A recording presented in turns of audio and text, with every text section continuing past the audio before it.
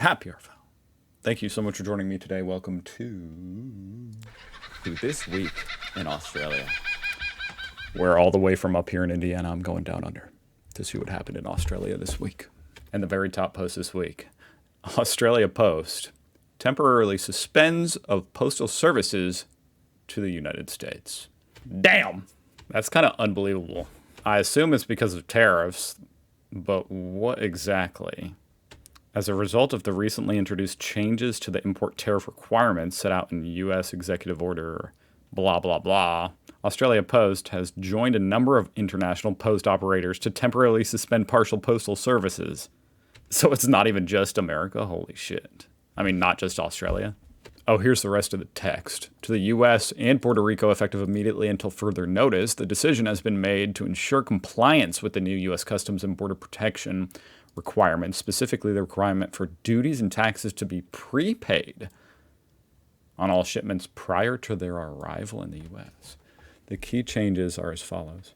What? So you can't send anything from Australia to America? So it seems like kind of a logistical thing. Like the Australian Post is like, wait, how are we supposed to know if the tariffs are prepaid or not? And then what's going to happen? You're going to send them all back, and it's going to be a nightmare for Australian Post. Letters, documents of no commercial value, and gifts under $100 are not impacted by the new tariff rules. Okay. All right. That's an important note. I thought this was everything. Still pretty wild. I mean, it basically means you can't do business because it's only gifts. So you can't do business with Americans as far as sending goods from Australia to America right now. Oh my God. I follow a lot of different artists and independent creators and such on social media, and pretty much every single one of them that lives outside the U.S. has said they have to stop shipping there. America has really screwed the pooch, huh? Well, I mean, yeah, that sounds horrible for everybody because that's lost business for these artists, and then Americans just not even being able to access products. Damn. Is this because of I know the de minimis exemption, which allowed goods under a certain value, like $500 or something, to not be tariffed here in America. That's expiring today because of Trump. I'm guessing that's got something to do with all this. Trump administration, have this wild idea in their heads that they can make companies abandon their factories and bring over their entire manufacturing line to the United States. The amount of money and work involved just to start the process is immense. Yeah, and I mean, it's kind of a crazy idea for multiple reasons, but one of which is that in 3 years, we very well probably will have an entirely new administration here in America. That, I mean, could very well and may very well reopen free trade with the world, basically take away all tariffs. And so, these manufacturers know that, they're not just going to spend $1 billion to set up shop in America and then 3 years later be like, well, that was for nothing. Whoa, what is this? March for Australia is not common sense patriotism. It's a Nazi-led mobilization. Whoa! So this is happening in Australia. I saw this was happening in England. Didn't know this is happening in Australia as well. Okay, I guess I shouldn't say, this is happening in England and in Australia. Obviously, they're two totally separate movements. It just happens to be coinciding. The timing happens to be coinciding and, a lot of the themes. But in England, it's really centered around, like, the flag, They're having all this controversy about whether raising the English or British flag is, like, racist. That's not what this is about, I guess. All right, this is one of those things where I feel like it might be really difficult to find good information about what is happening here. But here's something from somebody. That's the best I can get. On the 31st of August. 31st of August. August 31st. So what's going on with the 31st of August? That's what I want to March know. for Australia protests are being planned in every capital city at the end of the month. Organisers claim endless migration, weak leadership and political cowardice have caused Australia to change in ways most of us never agreed to. But experts are warning that these protests stem from misinformation and fear. So why now? When people are feeling insecure in their housing and in their jobs and economically, anti-immigration sentiment increases. Immigrants become a really easy scapegoat for these bigger, broader problems. The official website says no foreign flags are allowed at the protest and that they want a sea of red and blue Australian ensigns and Eureka flags. This has sparked debate online, with some saying that the protests are racist. So actually the flag, there is a flag element to it. Interestingly enough, it's crazy how similar themes are happening all around the world as far as immigration, flags even. People will be marching with banners. Like Trump just made burning the American flag illegal, which is obviously flagrantly anti-constitutional. You know, obviously. I mean, that's textbook free expression. Marching with banners with racial slurs. Not that I would do it, but it's not the point. Everywhere. While others say it's about reducing immigration. Mass immigration putting pressure on our housing crisis. And whatever this guy is doing. Almost a third of people living in Australia were born overseas, while almost half have a parent born overseas. But 53% of Australians think the number of migrants coming into the country each year is too high, according to polling in June by the Lowy Institute. Meanwhile, 38% said immigration levels were about right, and only 7% thought they were too low. While Australia has its own embedded racist ideas here, a lot of these ideas are also coming from the US in particular, where people are seeing anti-immigration movements there and Okay. I'm trying to digest. I mean, I obviously, as an American, once he starts saying something like that, it makes me take a little pause. Like, really? This is coming from America?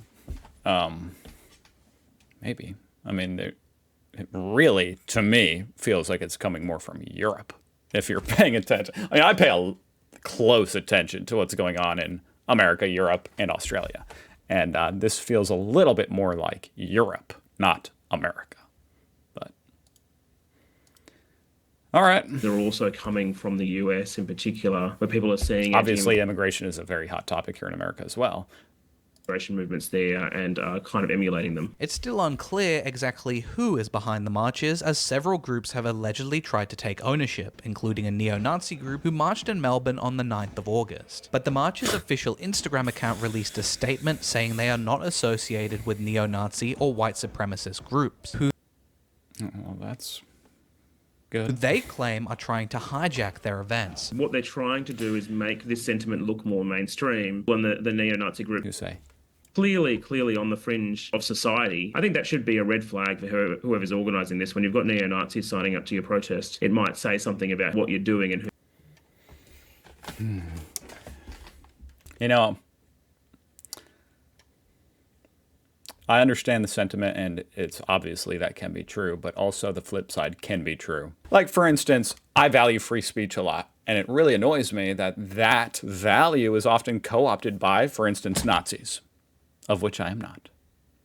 But that does not mean that if I put on a rally for free speech and Nazis show up, it doesn't make me a Nazi. I'm not a Nazi. The movement should probably do more to be like, fuck Nazis, you know? That might be a little bit more if they're really not associated. And I don't know anything about this. I'm just now learning about this. But if they're trying not to be associated with those groups, they just need to be very, very loud about it. Like, fuck you guys. With that said, even not being associated with that, the whole immigration topic is also super controversial just on its own. This is kind of a crazy stat. Okay, and we've been seeing a lot of economic stats. That definitely seems to be the theme of 2025 in Australia. It's the economy. I mean, that's a big theme every year anyway, but 2025, big theme. And this stat says retirees earn more than young people. Workers. Those aged 75 and over now earn a post-tax and transfer income of more than $100,000. And this is including capital gains, it's set up here. That's 1.3 higher than the average 18 to 30-year-old. This made me realize I've actually never looked at an Australian stock market index, which is kind of embarrassing to admit, but because it mentioned that capital gains was factored into those, which of course retirees, potentially have a lot of assets, potentially stock assets and other assets. Obviously the housing has gone up a lot, so a lot of them are gaining on paper, at least there every year, most years. And it looks like, the Australian stock market, according to the ASX 200, has been doing quite well for the last 20 years as well. That's pretty wild, though, huh? People working are earning less on average than retired people.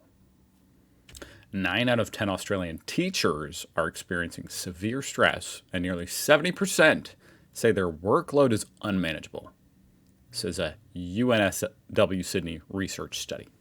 That's very sad, and I'm sure if it's anything like America, teachers are also